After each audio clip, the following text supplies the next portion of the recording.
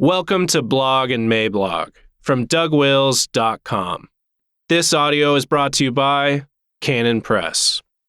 If you haven't heard, John Calvin's The Institutes of the Christian Religion is now being published by Canon Press. You can get our 4-volume set today at canonpress.com.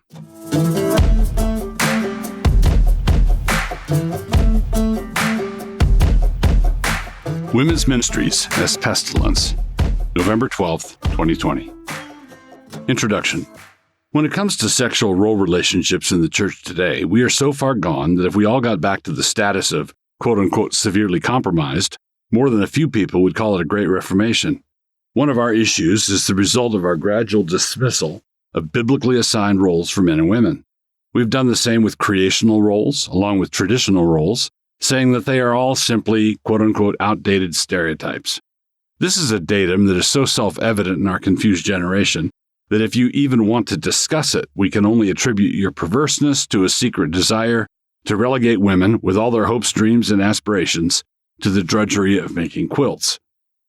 We've gotten to the point where, in ostensibly conservative churches, we positively celebrate our diseased condition. As long as somebody on the premises affirms inerrancy, and as long as Susie Q stays out of the pulpit between 11 a.m. and noon on Sundays, she can do anything an unordained man can do. Perhaps someone might wonder how that got to be the standard, which I call a reasonable question. But if you persist in being a troglodyte, you will soon find that there are 3 women on staff with MDivs to wrap around your neck who will explain to you why kephale really means something other than that icky feeling we all get whenever someone suggests what it might have actually meant back in Paul's day. The central thing I'm talking about, of course, is the pestilence that we, for some reason, want to call women's ministries.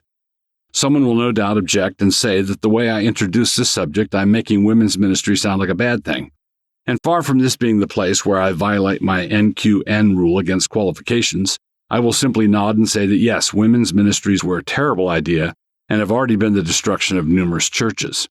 Whoever thought it up should have been flogged in front of the synagogue. So yes, women's ministries have been a disaster, and don't get me started on women counselors. Attention, please.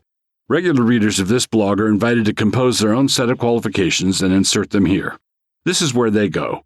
This exercise, if you choose to conduct it, may then be compared with the paragraph at the bottom of this post, which is distinctly separated from the body of this post, and thus fully in keeping with our very strict November rules. The nature of the problem. Women's ministries have rapidly become the third rail in ecclesiastical politics. Many church leaders don't even know they have a problem, while those who do know they have a problem have no idea how to address it without electrocuting the entire session. The church leaders who don't know they have a problem are in this situation because they are not really the church leaders anymore. If they were, they would know about the problem. If they sit on the session serenely ignorant of how the church is really run, i.e. from the control room of the women's ministry, then this blog post is arriving for them about 30 years too late. But what about the churches that are still alive enough to know they have a problem? They have a she-wolf by the ears. It is not safe to let go, and it is not safe to hang on. Women ministering is one thing, but women's ministries are something else. What kind of something else are they? I will tell you.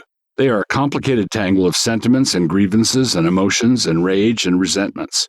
Please note that it is not really an adequate reply to say something like, sure, our women's ministry is just like that, but surely not all of them.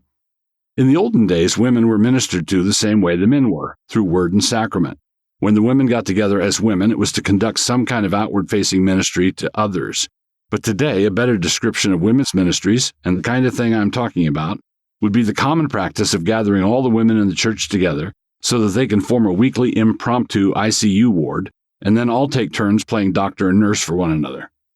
In other words, the women of the church, considered as a class, considered as a group, are being treated by the church as an oppressed class, as a victimized group. If you are wondering how intersectionality got into your otherwise healthy church, a good place to check would be the women's ministry. All the doors down there are left unlocked almost all the time. And lo, the serpent got in. On his account, who are the oppressors? Well, husbands, of course, and the elders, and the finance committee. All the women in the church are gathered together and are treated as a small tribe of needy buckets with grievances. When this happens, because you always get more of what you subsidize and less of what you penalize, you find the needy buckets proliferating and the grievances metastatizing.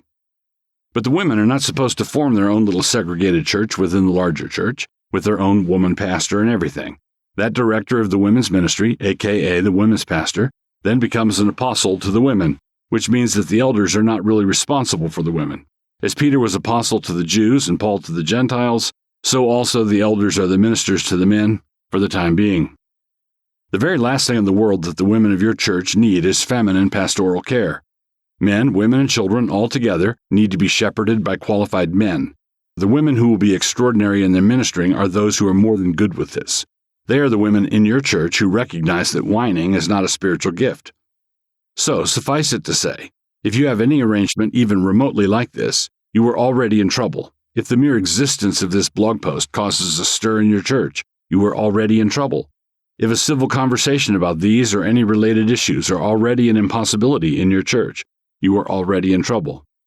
And at the very least, it is a trouble that should move to the very top of your prayer list.